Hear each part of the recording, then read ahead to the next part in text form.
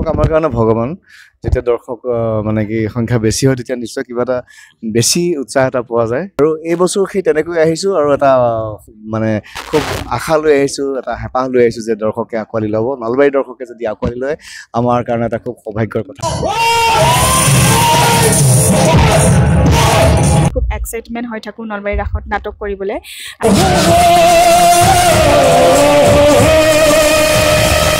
মোৰ আজি চৰিত্ৰটো হ'ল বুবা কেৰেক্টাৰ এটা নীলা চকুৰ হয়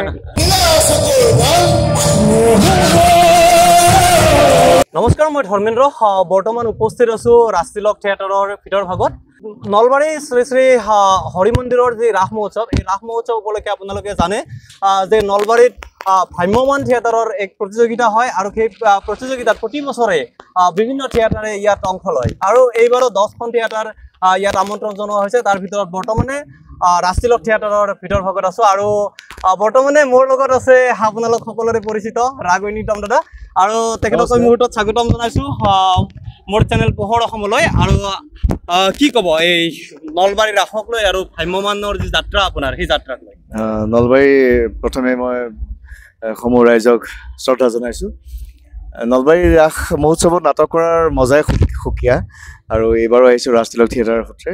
3খন নাটক লৈ আহিছোঁ আপোনালোকে গম পাইছে নীলা চকুৰ গান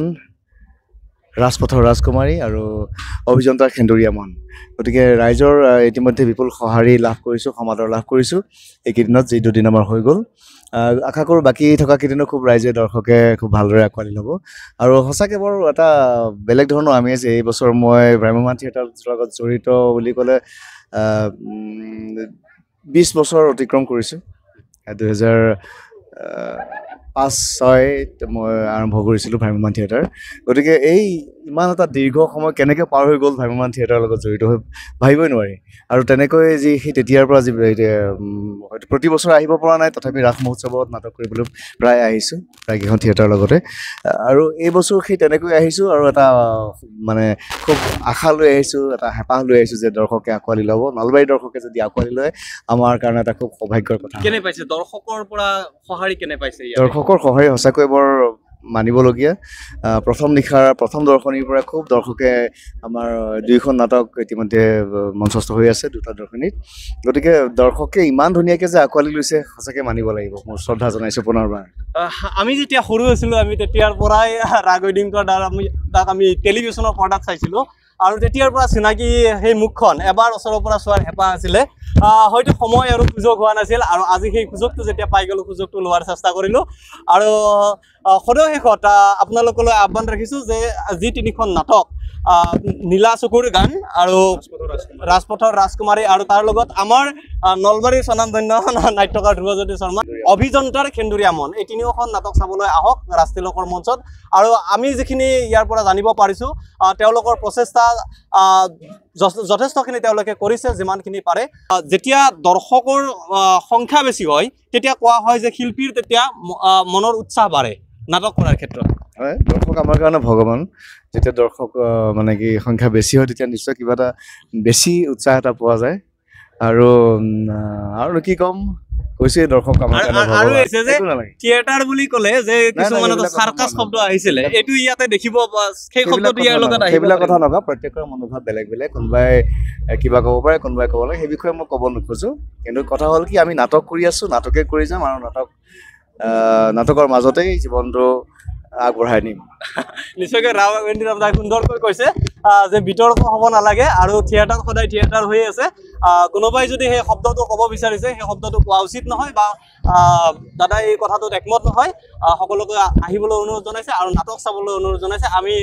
দাদাক এই মুহূৰ্তত ধন্যবাদ জ্ঞাপন কৰিছোঁ এইখিনি সময় দিয়াৰ বাবে ধন্যবাদ পোহৰ অসমলৈ বহুত বহুত শুভকামনা থাকিল আৰু দৰ্শকলৈ অনুৰোধ এই ধুনীয়া চেনেলটি আগবঢ়াই লৈ গৈ আছে আৰু ধুনীয়া ধুনীয়া কণ্টেণ্ট যদি আগবঢ়াই নিশ্চয় আহে তেনেহ'লে দৰ্শকে নিশ্চয় খুব আৰু বেছি উৎসাহেৰে আঁকোৱালি ল'ব মোৰ ফালৰ পৰা সকলোলৈ অনুৰোধ খুব ভাল হওক শুভ হওক সকলোৰে ধন্যবাদ মুহূৰ্তৰ পিছতে ৰাজতিলকৰ মঞ্চত দেখিবলৈ পাব নীলা চকুৰ গান এগৰাকী অভিনেতা আছে ৰাকেশ কলিতা তেখেতৰ নাম তেখেতৰ চৰিত্ৰটো আমি জানিব বিচাৰিম আৰু নলবাৰীত ইয়াত নাটক কৰি কেনে পাইছে অকণমান প্ৰতিক্ৰিয়া জানিব বিচাৰিম বহুত ভাল নলবাৰীত মোৰ 3 বছৰ হ'ল এইবাৰ 3 বছৰ হ'ল আৰু এই নীলা চকুৰ গানত মই এটা ভিলেন চৰিত্ৰত অভিনয় কৰিছোঁ নাজানো কিমান দূৰ কৰিব পাৰিছোঁ দৰ্শক ৰাইজৰ ওপৰত এৰি দিছোঁ আৰু কিন্তু কৰিছোঁ চৰিত্ৰটো কৰি খুব ভাল লাগিছে আৰু নলবাৰী ৰাসৰ আমি মানুহৰ সহযোগিতা পাই আছোঁ এবাৰ ৰাজতিলকত খুব ধুনীয়া মানুহ হৈছে ভাল হৈছে গোটেইখন নাটকে ভাল হৈছে আমাৰ আমি দুখন নাটক বৰ্তমান চলাই আছোঁ নীলা চকুৰ গান আৰু ৰাজপথৰ ৰাজকুমাৰী দ্বিতীয় দৰ্শনী ৰাজপথৰ ৰাজকুমাৰী প্ৰথম দৰ্শনী নীলা চকুৰ গান খুব ধুনীয়া সহযোগ আছে মানুহৰ ভাল লাগিছে আপোনাৰ এই ভ্ৰাম্যমান জগতত কিমান বছৰীয়া যাত্ৰা মোৰ 3 বছৰ 3 বছৰীয়া যাত্ৰা ঠিক আছে আপোনাক ধন্যবাদ জ্ঞাপন কৰিছোঁ আৰু আন কেইগৰাকীমান আছে মই বৰ্তমান গ্ৰীণ ৰুমত আছোঁ আৰু এইসকল অভিনেতা অভিনেত্ৰী ইতিমধ্যে সাজু হৈ আছে নাটকৰ বাবে আমি আপোনাক স্বাগতম জনাইছোঁ আপুনি এটা যেহেতুকে আমি আপোনাৰ সাজসজ্জাতে গম পাইছোঁ যে আপুনি পুলিচৰ চৰিত্ৰ অভিনয় কৰিছে কি ক'ব মানে ৰাসতটো মই বহু বছৰে কৰিলোঁ থিয়েটাৰ মই কণ্টিনিউ এতিয়া থিয়েটাৰৰ 22 বছৰ মানে হ'ল বৰদিছত কণ্টিনিউ 6 বছৰ ৰাজশ্ৰীত থাকিলোঁ 2 বছৰ চিৰঞ্জীৱত 1 বছৰ আৰু বৰদৈচিলাগলৈ পাইছোঁ নলবাৰীত ৰাস কৰিতো খুবেই ভাল লাগে আপোনাক শুভেচ্ছা জনাইছোঁ আৰু আপুনি আগবাঢ়ি থাকক এইধৰণে আপোনালোকৰ যি থিয়েটাৰৰ যি যাত্ৰা এই যাত্ৰা অব্যাহত থাকক আন এগৰাকী আছে আপোনাৰ নামটো জনাব আৰু আপোনাৰ ঘৰ জনাব মোৰ নাম জিনু বড়ো মোৰ ঘৰ জাগিৰোড অকণমান আগুৱাই আহক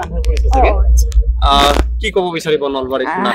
নলবাৰীৰ ৰাসতো এটা সুকীয়া এটা মাদকতা থাকে আমি খুব এক্সাইটমেণ্ট হৈ থাকোঁ নলবাৰীৰ ৰাসত নাটক কৰিবলৈ ভ্ৰাম্যমানৰ মানে আমাৰ যিবিলাক থিয়েটাৰৰ আমি বহুত কেইখন থিয়েটাৰ লগাওঁ ন ইয়াতে এইবাৰ চাগে 10খন আছে বুলি কোৱা শুনিছোঁ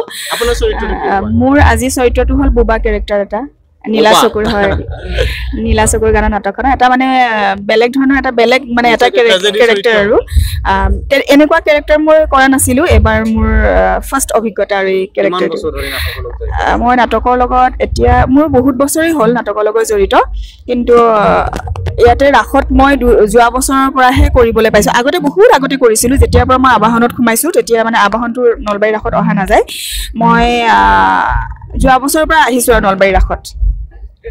ঠিক আছে আপোনাক শুভেচ্ছা জনাইছোঁ আৰু এইসকল শিল্পীয়ে আচলতে দিনে নিশা কষ্ট কৰি থাকে ৰাইজক মনোৰঞ্জন দিয়াৰ বাবে দৰ্শকক মনোৰঞ্জন দিয়াৰ বাবে তেওঁলোকৰ যি চেষ্টা বা তেওঁলোকৰ যি কষ্ট সেই কষ্টক আমি শলাগিব লাগিব কাৰণ আমি যিটো সময়ত নিশাৰ ভাগত আমি হ'লে প্ৰায়ভাগ মানুহে শুই থাকোঁ কিন্তু তেওঁলোকৰ প্ৰতিদিনেই তেওঁলোকৰ নাটক থাকে তেখেতসকল হৈছে নাটক কৰা মানুহ গতিকে নাটকৰ মাজেৰে তেওঁলোকে জীৱনটোকে মানে নাটক হিচাপে তেওঁলোকে লৈ লৈছে আৰু তেওঁলোকে জীৱনৰ প্ৰায়ভাগ সময় নাটকৰ লগত জড়িত হৈ পেলাইছে আমাৰ যেতিয়া ধৰক আমাৰ ঘৰত বিয়া হয় কিবা হয় আমি এইটো খাব যাব নোৱাৰোঁ আমাৰ ছুটি নাই এই কথাটোৱে কিছুদিন আগতো এনেকুৱা কথা এটা চৰ্চিত হৈছিল যে এগৰাকী অভিনেতাৰ পিতৃ ঢুকাইছিল আৰু তাৰ পিছতো তেখেতে যাব নোৱাৰিলে কিন্তু কি কৰিব আৰু তেওঁলোকৰ এনেকুৱাই যিহেতুকে তেওঁলোক চুক্তিবদ্ধ হৈ থাকে নাটক কৰাৰ বাবে আৰু তেওঁলোকৰ এটা চৰিত্ৰটো মানে বেলেগে কৰিব যিহেতুকে নোৱাৰে সেইটো চেঞ্জ কৰিব নোৱাৰে ঠিক আছে আপোনালোকৰ আমি সুস্বাস্থ্য কামনা কৰিম আপোনালোক ভালে থাকক যাতে দৰ্শকক যাতে মনোৰঞ্জন দি থাকিব পাৰে এগৰাকী উদ্যোক্তা আছে কি ক'ব নলবাৰীত আপুনি যিহেতুকে লাগি আছে এই নাটকক লৈ নাটক খুব ভাল হৈছে তেওঁলোকৰ অভিনয় আটাইৰে চৰিত্ৰবিলাক ঠিকেই আছে দৰ্শকৰো বিপুল সঁহাৰি আহিছে খুব ভালেই আৰু